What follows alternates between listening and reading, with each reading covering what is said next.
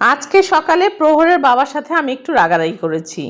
কেন রাগারাগি করলাম সেটা তো অবশ্যই বলবো।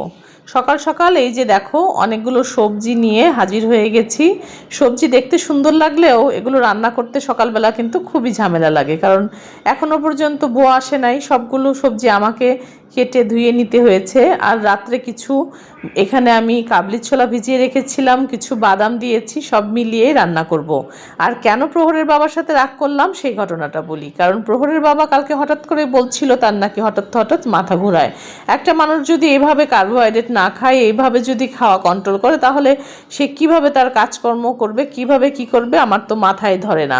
আমি যদি কোনো কারণে বলি যে এগুলো বাদ দাও, নর্মাল লাইফ লিড করো, সে তখন একটা কথাই বলবে, বাদ দাও, তোমাকে আমার জন্য আর কিছু করতে হবে না, হয়ে যাবে তার অনেক অভিমান। কি করি আমার তো মাথায় কোনো কিছুই ধরছে না। এখানে অনেকগুলো সবজি দিলাম, একটা ডিম দিলাম, আর কিছু শসা দিলাম। এইগুলো সে দুপুরে খাবে, আর রাত্রে এসে কি খাবে সেটা আমি এখনও জানি না।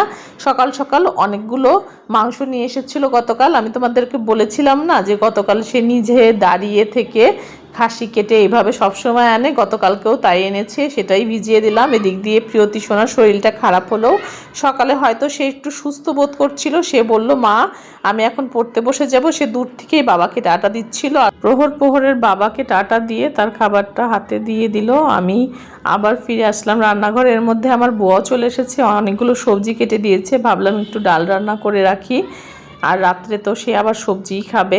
যাই হোক, এদিক দিয়ে আবার অনেকগুলো খাড়াকে দিয়ে আমি রসুন আর আদা কেটে নিয়েছি। একটু পরে এগুলো সুন্দর করে বেটে ডিপ ফ্রিজে রেখে দিব। প্রহর প্রিয়তির স্কুল বন্ধ, ওরা একটু পড়াশোনা করে বসেছিল। এই ফাঁকে আমি একটু চিপস কেটে নিয়েছি। ওরা একটু হঠাৎ করে চিপস পেলে না অনেক খুশি হয়ে যায়। ওদেরকে যে না জানিয়ে একটু চিপস ভাজলাম, এর মধ্যে আবার এই আদা রসুনগুলো সুন্দর করে ধুয়েও নিচ্ছিলাম। প্রহর প্রিয়তি এখন যেহেতু টিভি দেখছিল, আমি যদি এইগুলো চিপস নিয়ে তাদের সামনে যাই, তারা কিন্তু বলবে, মা অনেক ভালো করেছো, আমাদের জন্য চিপস ভেজে নিয়ে এসেছো। আর এরকম ছোট ছোট সারপ্রাইজ দিতে না আমি খুব পছন্দ করি। ছোটোবেলা থেকে ওদেরকে আমি মাঝে মাঝে চেষ্টা করি বিভিন্ন জিনিস দিয়ে সারপ্রাইজ দিতে। আর ওদের আনন্দ দেখলে না মা হিসেবে আমার অনেক ভালো লাগে, অনেক বেশি ভালো লাগে। আর প্রহর প্রিয়তি খেয়ে বলছিল, মা একদম মুচমুচে হয়েছে, খুব মজা হয়েছে, এখন থেকে আর দোকানের চিপস খাবই না। কিন্তু একটু পরেই বলবে, বাবাকে বলো আমাদের জন্য যেন চিপস নিয়ে আসে। এই হচ্ছে তাদের অবস্থা। যাই হোক, তাদের রিভিউটা ভালো ছিল। কষ্ট করে রান্না করলেও কিন্তু রিভিউ ভালো থাকলে অবশ্যই ভালো লাগে। প্রতিটা দিন সকালে ঘুম থেকে উঠেই ননস্টপ এভাবে আমার কাজ চলতে থাকে। আমি না শুধুমাত্র, এটা মনে হয় প্রত্যেকটা ঘরে প্রত্যেকটা গৃহিণীর এই একই গল্প কথা।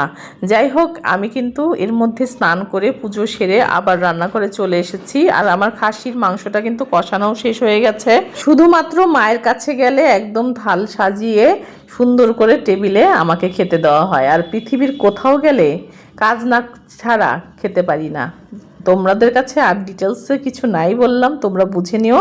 প্রহরের বাবা তো রীতিমতো আমাকে থ্রেড দিয়ে অনেকগুলো কাপড় চোপড় রেখে গেছে ওয়াশিং মেশিনে দেওয়ার জন্য। সে বলে গেছে তার কাপড়ের মধ্যে যেন আমি কোনো ধরনের কাপড় মিক্স আপ না করি।